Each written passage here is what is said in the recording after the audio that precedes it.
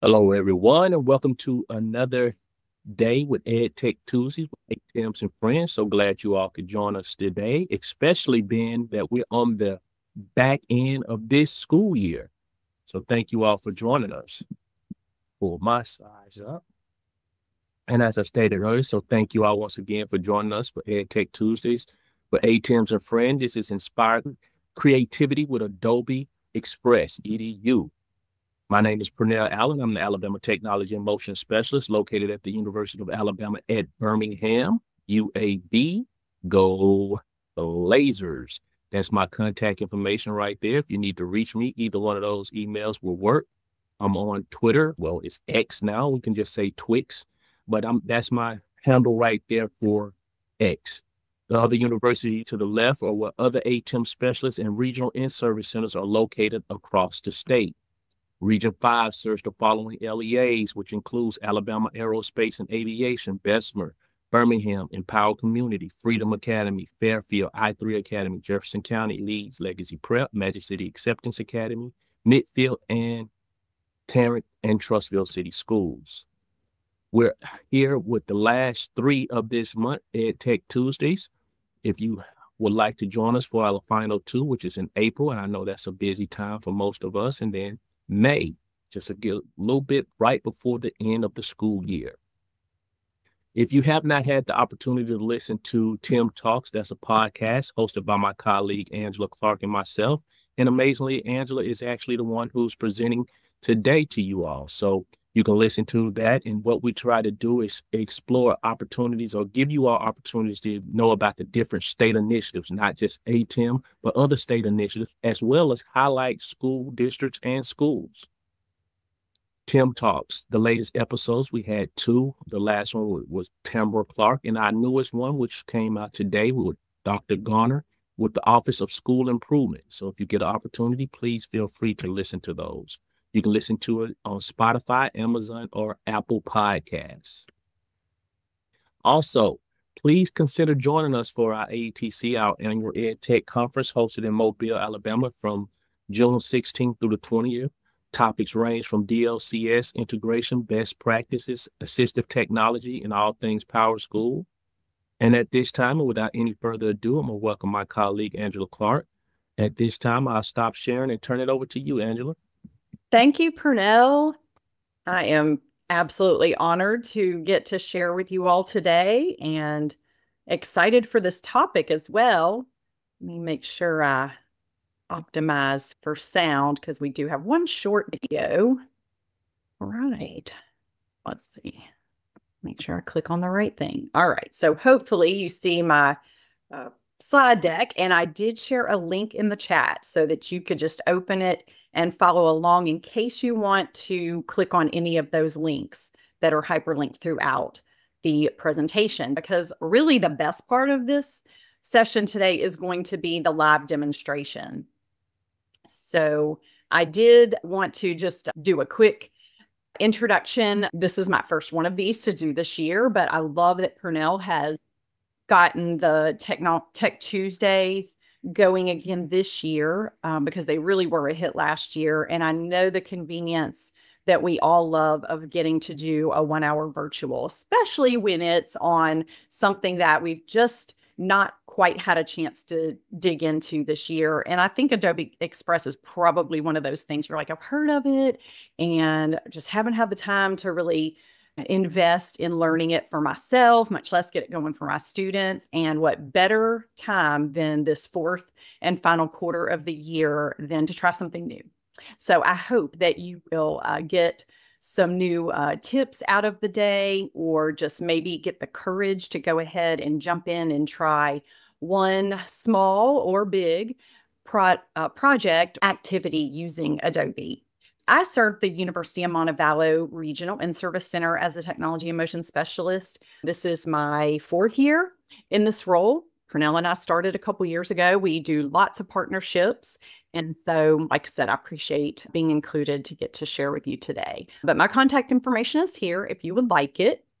And I do want to start with a disclaimer simply because we often present on what we consider third party, or they're just not under our control, kind of products and tools and websites and so much virtual content that is amazing.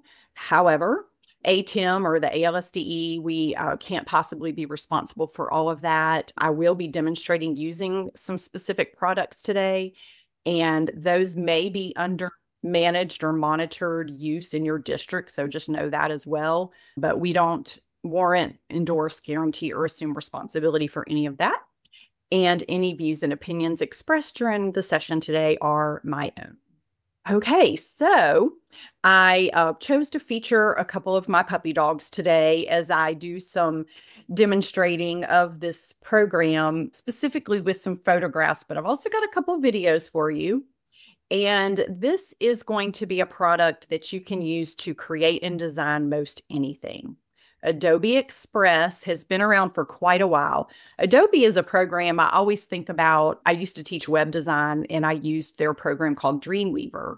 And it was really, for the times, it was a top-notch tool. So I was very fortunate to get that as a paid product. But Adobe in general has always cost. And we teachers in education settings, we tend to like things that are free, right? In EdTech, equipment costs a lot of money. Networking costs a lot of money. When it comes to products that we use in the classroom, we sometimes struggle to get to pay for licenses. So we like the free products, and there's nothing wrong with that. But I will say there is potentially some setup that has to be done for this to be accessible by your students. Okay, so I wanted to go ahead and say that first. You yourself, though, can probably go ahead and sign in either with a personal account or with your school account, and you may already be set up for that. So if there's a connection, or if it's set up under your Clever or your ClassLink, if there's a single sign-on or rostering that's been done already, you may see Adobe Express. You just may not have ever clicked on it. Maybe it hasn't yet been added to Clever, but someone at the district level doesn't mind setting that up. Hey, it never hurts to ask. And I always try to encourage you, if you're going to use a new tool that you don't know if any of your colleagues or anyone in your school is using yet, make sure you have approval of your technology folks, because there could be some reason that it hasn't been set up yet. Okay, so that's just another quick disclaimer. Adobe Express is a part of the Adobe suite of products, of which there are many. A lot of those do cost. Most of us, even if we haven't ever used anything like this, you are at least probably familiar with Acrobat. That's often the way that you get PDFs to open properly on your desktop, your laptop, your tablet, or your phone. Most PDFs just automatically look for that program because it displays them so nicely. And you can even do things like digital signing and editing, or converting those files. So everybody's pretty much heard of Acrobat, I think. Express, if you'll let me compare it real quick, is similar to a lot of things you can do in Google already, but most of you are probably familiar with Canva.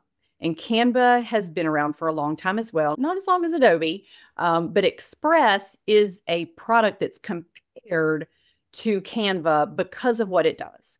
Graphic design, creating graphics, doing any and all kinds of manipulations like you would have thought Adobe Photoshop would work, but it's created for education. So that's the really great thing. Some of you, I can't see you right now, but some of you, you can nod your head or do a virtual hand raise, might have been familiar with Creative Cloud. That was one of the more recent products that Adobe put out there that was free for education.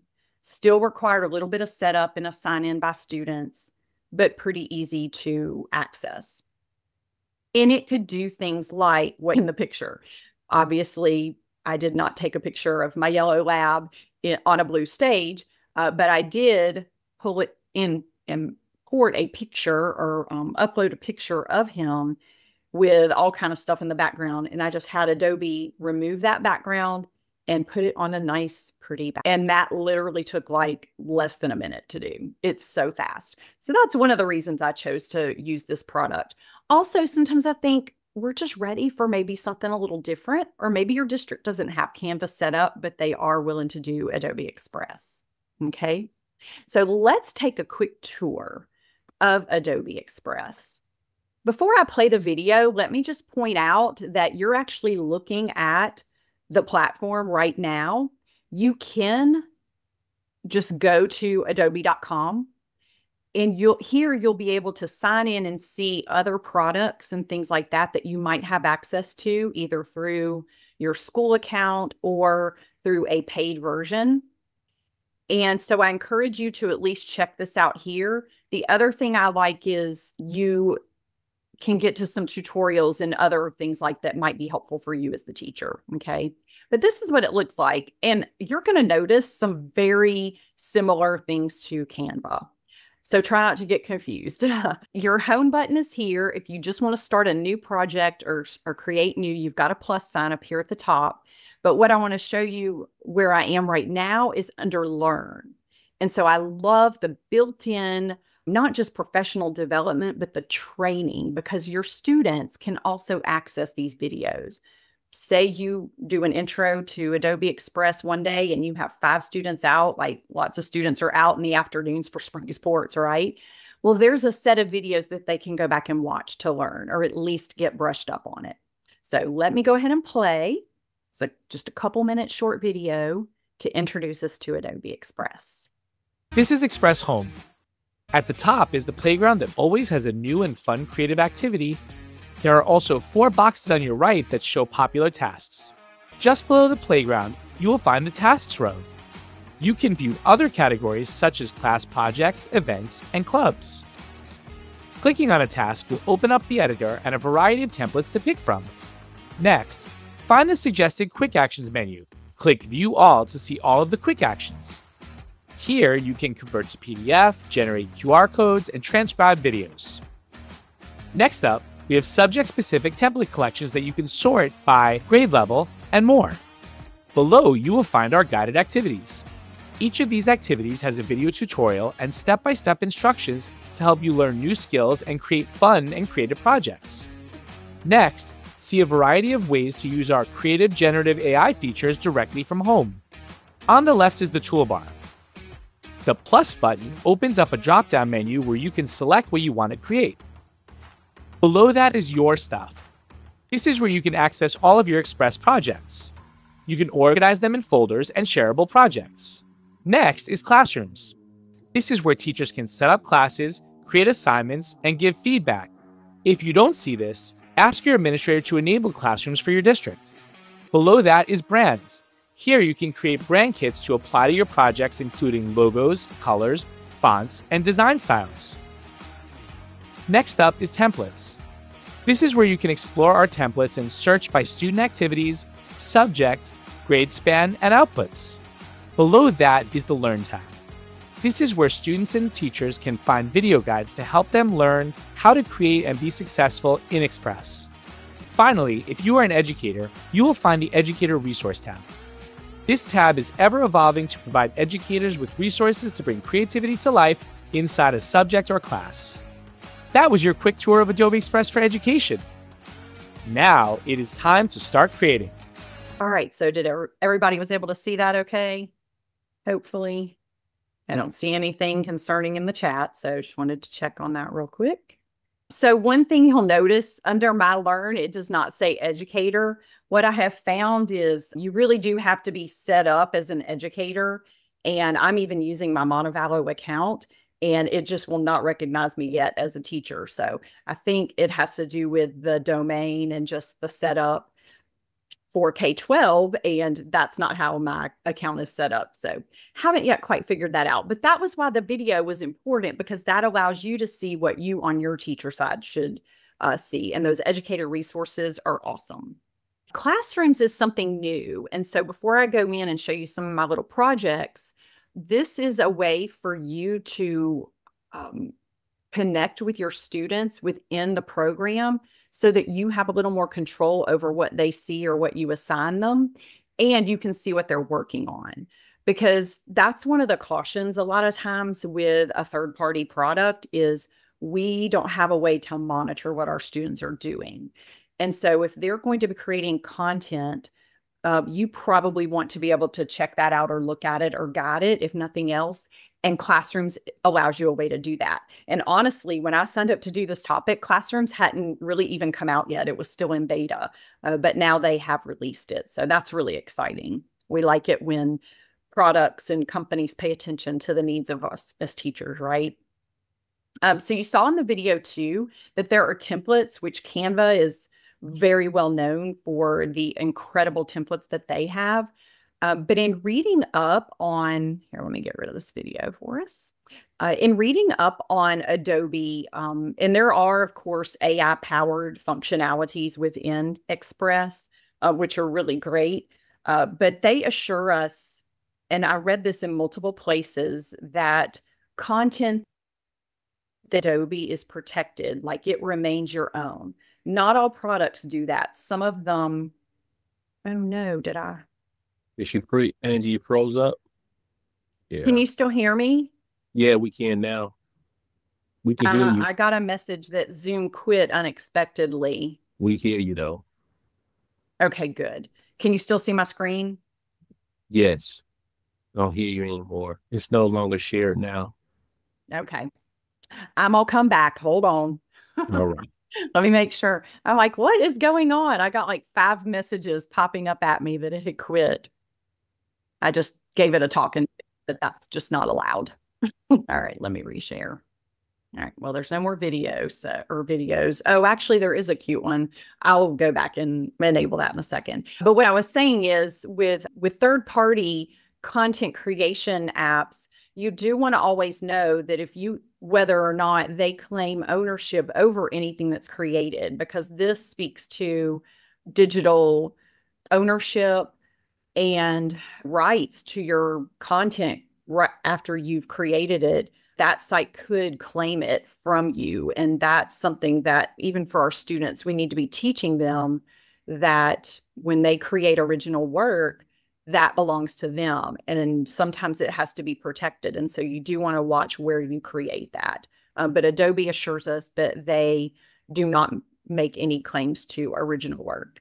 They also do a really good job of helping protect us from images that have licensure to it. So it'll tell you if you're going to pull in this or that template, that these images you have to either pay for or you have to acknowledge the creator of it. And so if you want images free from having to worry about all that, Adobe Express will allow you to search for just those images. So I really like that because I prefer to either use my own photographs or some that are just in the open domain. You had a question too, Angie. Did you see it? No, I haven't. Hang on, let me. Well, it just says, however, if you're doing it at work, wouldn't that belong to the company? That may depend on how you're signed in, because your account is going to, like if you're signing in and you're working under a company's domain, then I would make sure I knew what the expectation was there. So, because it could be, especially if it's got a logo or any information that's specific to that company. But in general, you are allowed to protect your own creative works. Most of us in education would probably do that using a Creative Commons license. But if you're doing it as part of a company, they probably have their own licensing program, or they apply like metadata to the images and to logos and things like that. Okay, let's see. Oh, thank you. Yeah, sharing the slide deck. Okay. Yeah, because I'm just going to hang here in the actual live Adobe. It is one of those programs, if you click out of it and onto another tab, it will refresh every time. And so you'll learn real fast not to do that too many times. When I'm copying and pasting, that's one thing.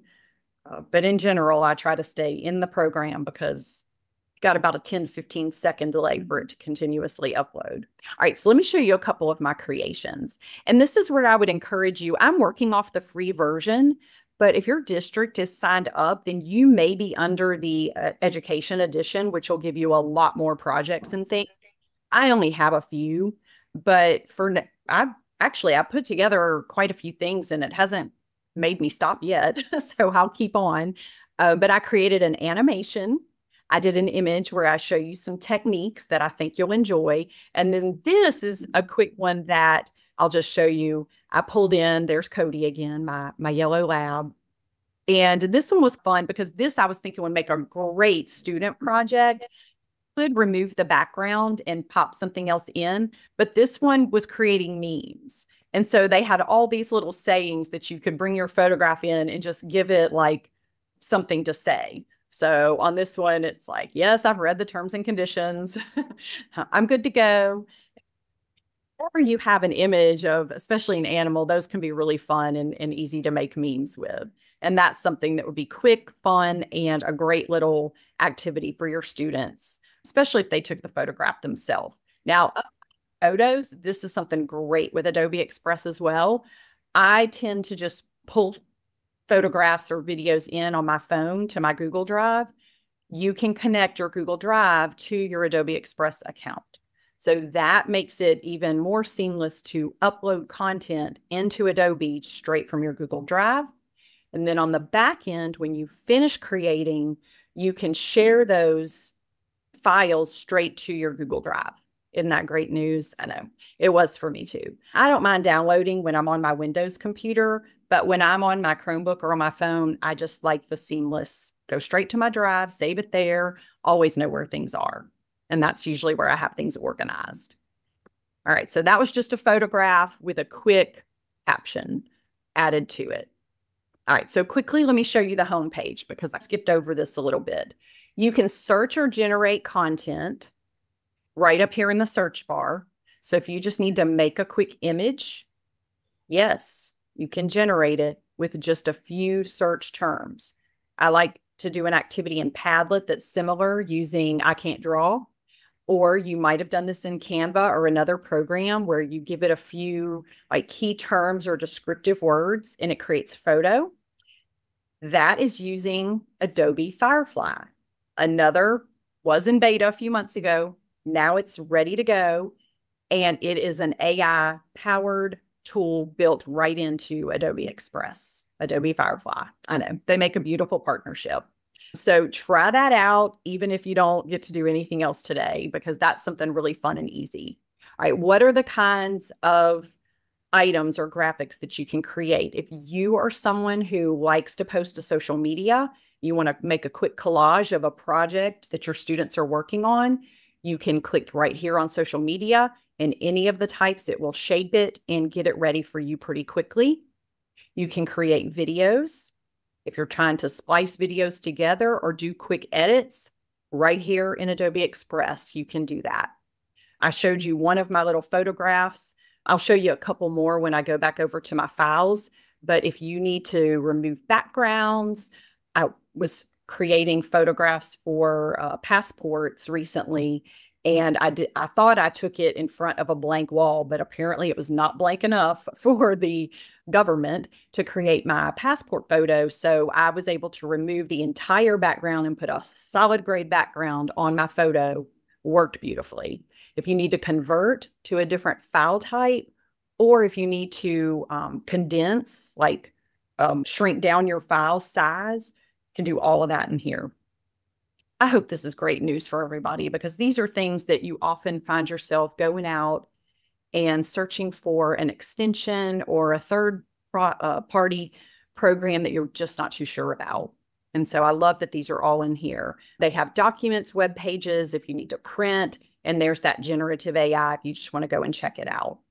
And then here are some quick actions right here before you. And then again, this is a duplicating, but if you just want to create a drawing, like if you do any kind of art or sketching, or like Purnell and I, we often train on 3D design and printing. If you're just starting out from a drawing, right here, digital drawings. Yes, Google has their own drawing product, but this is built into Adobe. All right, so now you're going to see some of my projects. And because I know the time constraint, there's not really time to do a huge deep dive in. I wanted to show you, there's some of those passport pictures that I was able to take the background out of. This one right here, all right, I'm going to ask you to put in the chat. I'm going to open it up.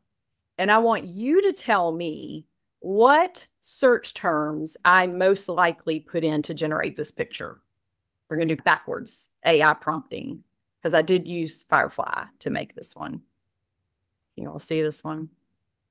I'll give you a few seconds, like 10 words or less. What did I put in to see this image? A couple people are responding. Yep, awesome. Definitely dog. And if you're not used to prompting AI, sometimes you'll get what you want with just very generic, but you learn real quick if you can add in one descriptor or one adjective to it, it really helps. And so if you want a dog, you might get any number of dogs. I specifically searched for a bulldog. I went to Mississippi State, so of course that's where I was thinking, but I saw a few people put Georgia, no problem there. Anyway, and I said, I want him not just on the field, but walking on to a football field with a football. Yep. And so I see, Larissa, you said with a football. Yeah. So the more specific you are, but still concise is a good thing.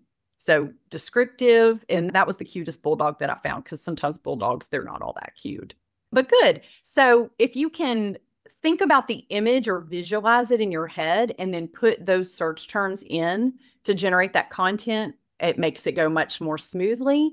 And then you, when you're finished, can download it. There's a download button right here. I didn't really go over the controls up in the upper right-hand side, but be sure you hover over each of those. If you were collaborating, just like in Canva and other Google products, you can invite others to work on a project with you. There's that quick button to any tutorials that you might need. You can also comment if you don't want anybody really editing or messing with your project, but you do want them to provide you some feedback. You can use the comment button. And then this one here is where you can download it. So I can grab this image real quick if I wanted to use it, say, in a slide deck that I'm creating or a kiosk gallery on a website or you name it. Create your own images. If you prefer a JPEG, if you're going to be printing, or if you want a PDF, your image, which is often best if, let's see, yeah, if you have any kind of links, those won't usually work unless you link it manually from a graphic or a picture, but anything hyperlinked in your image will still work if you do a PDF. So you've got some options there, but I can just quickly hit download and it's gone right onto my drive.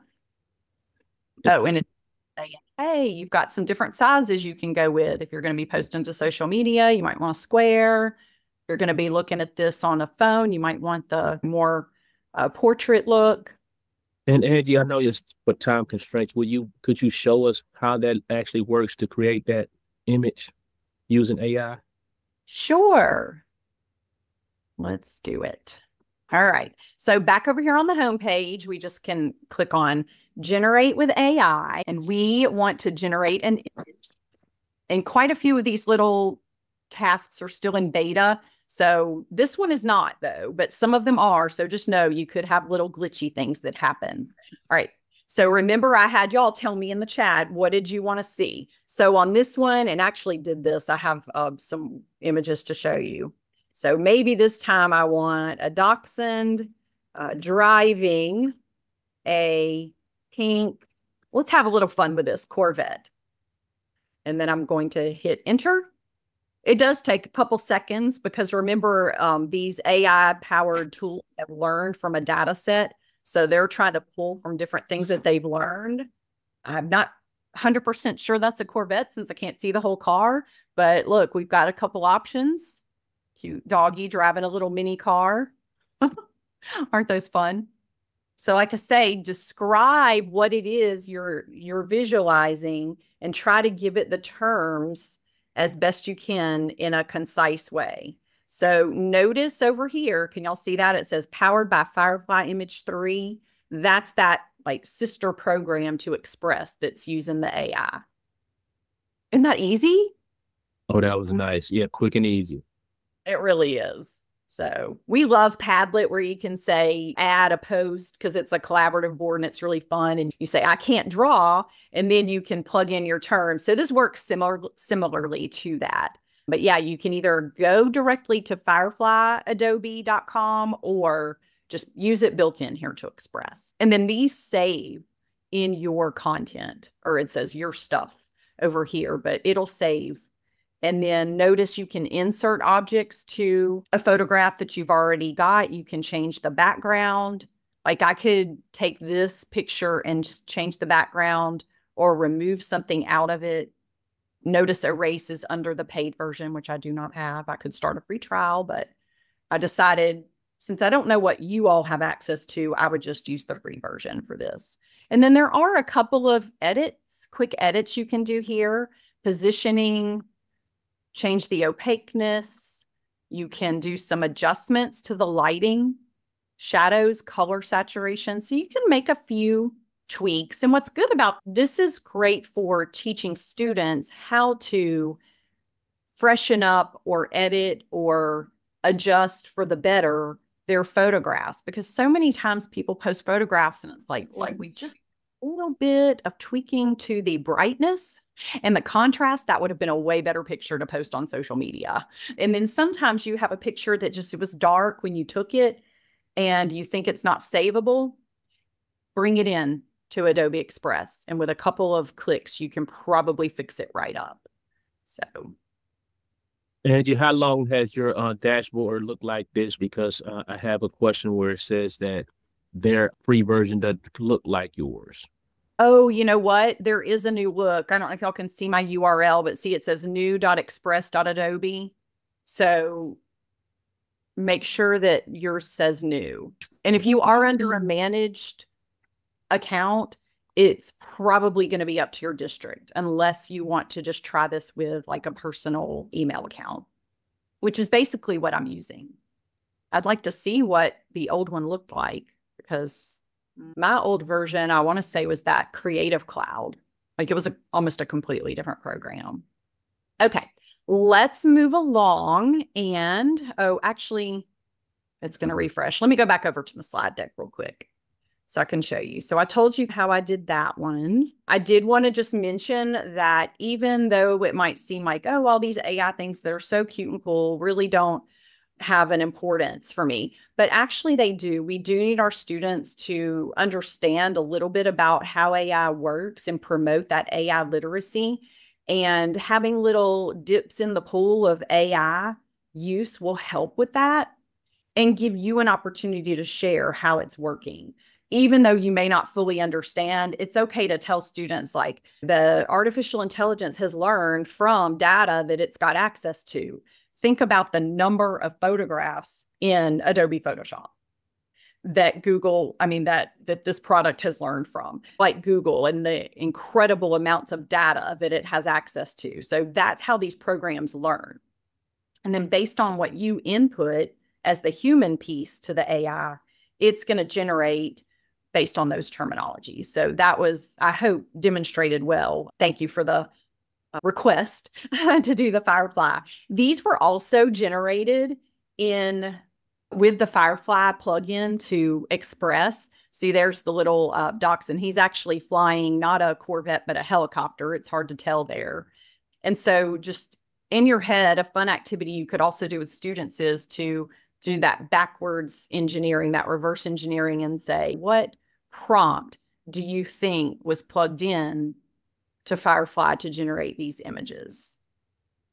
So obviously I didn't just ask for ducks swimming down the creek or the river, right? I was like, I want to see some rubber duckies in the creek. And so whatever you ask for, that's what you're likely to get. And those are fun. All right, so here's animations. And I think I've got to go back and click on a button. So let me. You had another question too, Erin. And it says, are the features with the personal free account the same as the features with the teacher free account? Asking, are the free account that you get as an individual the same as you get with when you sign up with your teacher credentials? No, I'm not sure. I really doubt it. If you're signing up with your teacher credentials, I think you're going to see that educator resources, and you'll probably have a few more features like the classrooms and things like that, that on a regular version, they're probably just, I wouldn't think they would make that available. Yes. And then I did notice something in the video that it stated that if you're not seeing certain things, if you do have that teacher account, you need to contact IT so that they can open that up for you. Yes, and they did a pretty granular, like detailed management control. I watched a video on it to see like what all does the district have management of. And you're right, Purnell, they said a district may choose to turn off this AI part for students, but they might leave it open for teachers. So you just really do always want to be aware of that. Ask your district like tech specialist, or if you have a local school coordinator, somebody probably knows how it's been set up. And it doesn't hurt to ask. Sometimes districts may have something turned off, but if you say, well, I've been to a little training and I'd like to try it, they may have their own beta testers, and you could advocate to be a part of that group and get to try some things out. So I think a lot of times that's appreciated by the district folks, and they may not be ready to open everything, and that's okay. But if you're willing to try it out, I say let them know, because these are features that are provided. They just districts sometimes aren't ready to open it up to everybody. All right. So here's a little clip art. I put a clip in case my animation didn't work, but we're going to play and see if my little calculator will talk to y'all. This week, we're learning percents. If you're wondering how you'll ever use this, just think about the last time you went shopping and saw an item that was 25% off. Once you know how to figure or calculate percents, you can quickly figure out how much money you'll save and decide if you want to purchase that item or not. Figuring percents in your head or using a calculator will allow you to make the best decisions for how to spend your money. All right, it worked. So, and if you have a copy, you'll see there is a link at the bottom that shows you, that goes to the actual project. And that is a video. It's an MP4, just in case you're wondering. And I embedded it on my slides so you can create these in Adobe Express. And the calculator was one of the avatars that I picked. I chose a graph paper background, and I'm not a math teacher, but I just went, this one I want to make fun. And then you could probably tell it's my voice. So I recorded, the limit was 2 minutes, I believe. I tried to keep it to less than 30 seconds. I think that might have been a few seconds more, and I didn't even edit it. I just recorded my voice, pulled it together. It took maybe 5 or 6 minutes to package up into a video file, and I downloaded it. So the process was really quick and easy. So very impressive. Oops, I did not mean to play that again. All right, let me escape out of there, and I'll go back over to Adobe and show you. So this was the animate characters. And then back up. So if you remember in the video, the opening video, it had a plus sign. If you click on that plus sign and you look down the list, what I would encourage you to do is just pick a type of project, depending on how much time you have, because this one took a little more time, obviously, than the photo, removing the background and all. But I love that you can incorporate your own voice. And then I will go ahead and mention this because I think this is a great feature. It's going to come to a lot of different products. But if you had a video with voice, there was a feature in Firefly that would translate it for you. And I didn't get to exactly try that out yet. It's a brand new feature. But if you needed to translate a video, see, it's going really slow because videos are big files. So my apologies. See if we can get this one to open up. All right. I wrote down some notes in case we had some time. I know one of the things that I think it's in to it on my resources page, but that I wanted to mention, if you have Chromebooks, you're fine. This is all available right in Chrome. But if you have iPads, if you're an iPad district, there's an iOS app that also allows you to use Express. And then if you're using an Android device, there's an Android app. So you just have to get your district to add that to your app selection or install it yourself. I don't have Express on my phone, but I do think you can use it on an iPhone. It's just, it'll be really small. Okay, yeah, that's all of my notes. I was afraid this might happen. The video is just a really big file, y'all, and it just does not want to open up. So let's go back over here. So I clicked on the plus sign, and that opens up this window. And when you click on quick actions, that's where you will see animate characters. Okay. So since I can't get mine to open and show you the process I went through to create it, we'll just pretend we're starting from scratch. And can't you picture this being like a fun Friday activity? So you could have students create memes or maybe share a reflection on a recent project. You could make it content connected for sure. Create an activity where students maybe they'll use their own voice, but pick an animal character. There's tons and tons of characters, and they're organized into categories. So if you scroll a little bit and you're like, yeah, I'm not really liking any of these, then you can say, well, let me just see what the professional people are. Maybe you're doing a career day project and you want to see what students know about particular careers, or maybe they've done some research and they pick one of the folks. They don't have to look like them or anything, or they might.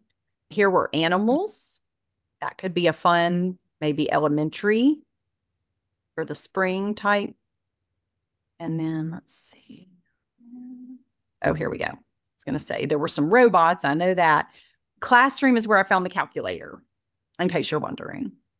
So maybe we choose a pencil. So once we've got our character, then we're ready to go to background.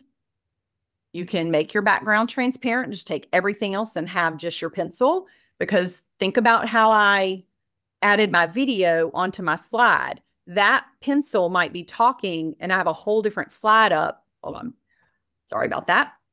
But so if it's transparent, then there won't be any other background on it. And so then it would look like the pencil is talking on the top of your slide, whatever other content you have there. So use transparent if you want to go with a solid color. But then look, there's so many different backgrounds that you can pick from and make this really fun. And again, they are categorized. So maybe we want our pencil talking next to our board. Okay. You can also resize it. So if that one, the square is not what you want it to be, landscape, I'm so sorry. You can quick change the size. And if you are going to be posting to social media specifically, you have those here, but you also have custom.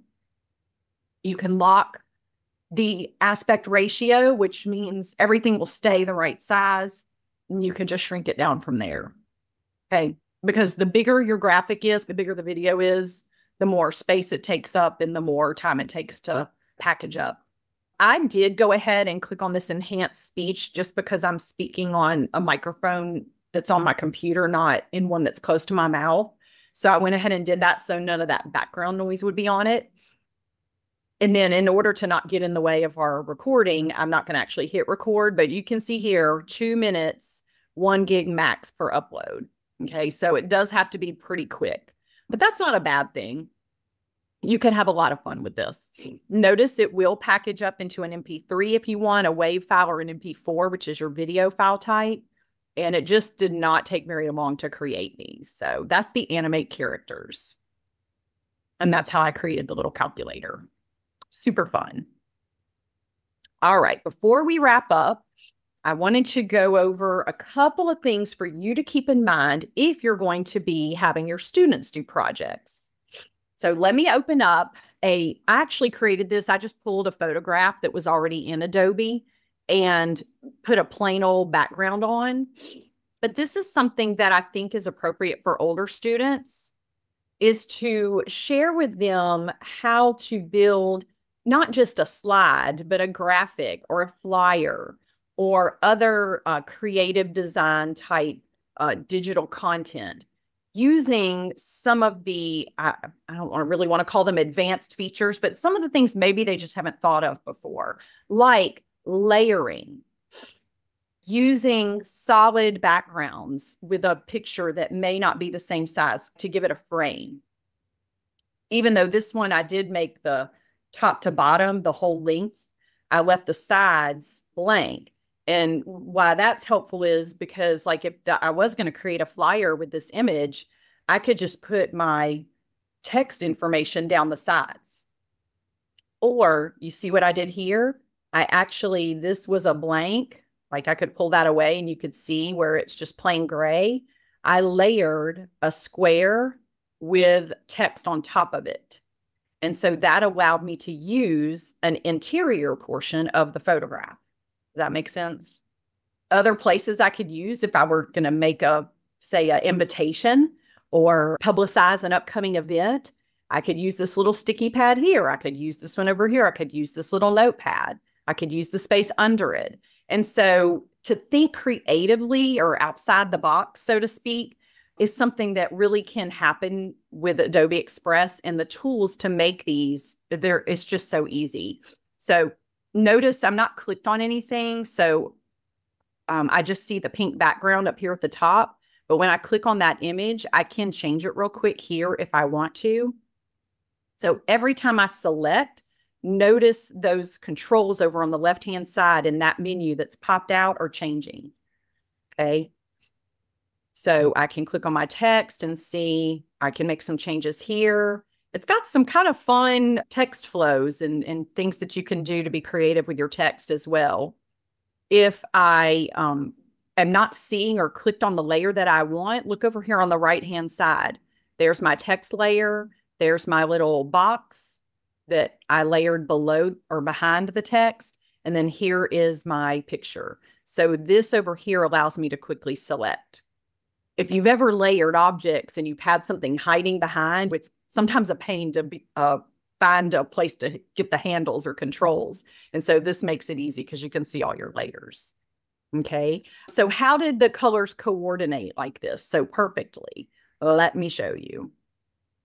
Because this is one of those little tips that can be life-changing, seriously. Okay, here I pulled in the image first, and then I just did a plain background in the back because I wanted to keep my date up here at the top. Isn't that fun how I did that? And that was just a template. Like, I did change out the little flower. I changed out a couple things. But you can really take something that someone's already created. Okay, so when I clicked here, did y'all notice all these layers over here that popped up? Like, that's a lot of different objects, isn't it? It really is. Okay, so let's just say here that I'm like, okay, I want to change the 2025. And I say there's a lot of blue going on. Maybe I'm going to contrast a little bit more. And I'm not always great with this kind of thing. But you can do swatches, which are the little squares. Canva has those too, so this probably isn't anything new, but you can create custom colors as well. You can even change the opacity. You can put in, if a lot of times someone was talking about businesses, if a business or your official school logo has certain colors, they have the hex code, which is that 6-character code that's the exact color. Like Purnell, I know you have your green and yellow or gold. Which is it? Yeah, both. I had both in there. Yeah, and there may be other colors that are sometimes in the logo, and those are very specific colors. Montevallo has their purple and gold, like their specific hex codes for those. So you can just plug those in. But watch this. Let's just say I want to match maybe this blue right in here with my 2025. I'm going to click on my eyedropper. Actually, I think I clicked background, which I didn't mean to, but that's okay. And it's going to match it exactly. Okay, that did the background. Let me get my actual. So anytime you see a pop out like this with all these colors, look for that eyedropper. And then do you see how it hovers over? Some of y'all probably knew this already, but in case you didn't, this can be just such a game changer. So you can say, I really want to match that yellow right there. And now my 2025 is that yellow. I don't think that's the prettiest, but if you're manipulating colors and want to match, that's how you do it. Hopefully that was a helpful tip. All right. And then I did one more where I brought in a fun background and I did a little twist. So anytime you have a box that's straight up and down, you can give it a little curve. When you click on it, you'll see below this little circular arrow, and that allows you to angle exactly how you want to angle your text or your object. Notice here, that's that same date that was over on this page. And I just did some quick color coordinating with my eyedropper. So I knew there wouldn't be enough time to really go in and do a lot of manipulating to that, but that's how you can make something pretty colorful and fun little purple background. You could add a few more details and make this into a flyer. Super easy to do that. Here are all of the pages in this graphic. So I just made it more like a slide deck where I just kept copying the page and then I'd create a new one to make it into one. And then notice also this one has some animations. So this one could be as much like a slide deck or a PowerPoint, whatever everybody calls them these days, as anything else. And so you can, oh, but it's not going to play here. Let me open it up. So you can see I did the little flashy, nothing too major, but there were some effects that you could do. Let's see if you'll see them. Yeah, here they are. It's just a tab right up here at the top. You can give your text effects, and then you can add in some animations. I think that one was the flicker. So there's some that are different that you wouldn't have seen in PowerPoint, and they may or may not be in Google Slides, and it just gives it a quick little video effect. Isn't that fun? You can see as I'm hovering, it's giving me the preview, so I can decide right then, is that what I want it to do? Do I want it to just drop in, and once I make my decision, I click on it, good to go. You can give it a quick play. Add a little shimmery thing, and then my text is coming in, spreading across, done. When you're ready to share your creation, your design, your flyer, your invitation, whatever it is, you want to come up here to the top right and click on share, and you can directly add. So let's just share this directly with Purnell. So I'm going to put in his address, and I can share it with him. I can invite him to edit, or I can just give him view rights, okay? I can also add others, and that's the link if you wanted to play around I gave you in the slide deck. And then remember, if you want to just download what your creation is, then you click on the download button. So those are two different things. Okay, this is going to give me a download of my video, and I can even choose, I don't want all the pages, I just want to select this one, and that separates it from the other three. And I saved that part for last because the downloading of graphics is what can take a little bit of time. But I hope y'all have gotten some tips for getting started, or at least maybe gotten the confidence to go and visit express.adobe.com. If it's not single sign-on from your district page, starting page, go ahead and check it out. Find those tutorials under Learn. And again, if you forget where those are, just look up here at the top under the light bulb is where you'll find those. And since I'm in a project right now, they just come up over here on the side. And there's a lot of great little tutorial videos if you want to watch those with your students or right before class and learn how to do some other fun things. All right. Well, I think that about wraps us up. I know we're almost out of time. Oh, Purnell, can I make one quick plug? Of course. Oh, I did include some hyperlinks on that page. I know it's a boring page, but there's the link to Firefly if you want to check out the AI-powered one. And then those were some of the other things that I thought might be helpful.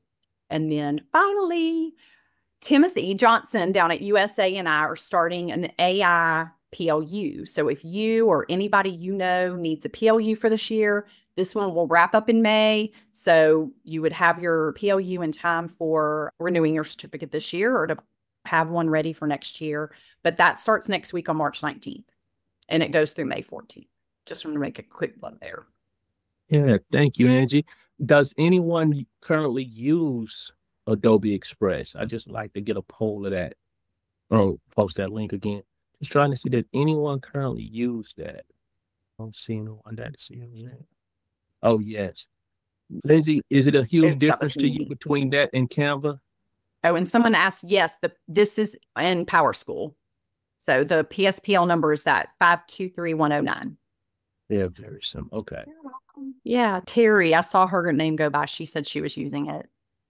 Oh, Terry was also. I just wanted to see there. I was looking at it. I don't use it often or have ever used it, but I just saw a lot of similarities to Canva that I use quite a bit. I just figured it'd be a different, some I dive into and it'd just be confused me because of the navigation. But I did see one of the things you shared, I did like that is not in Canva. Yeah, I just liked how quick and easy the different things were to try out even. Like the little avatar talk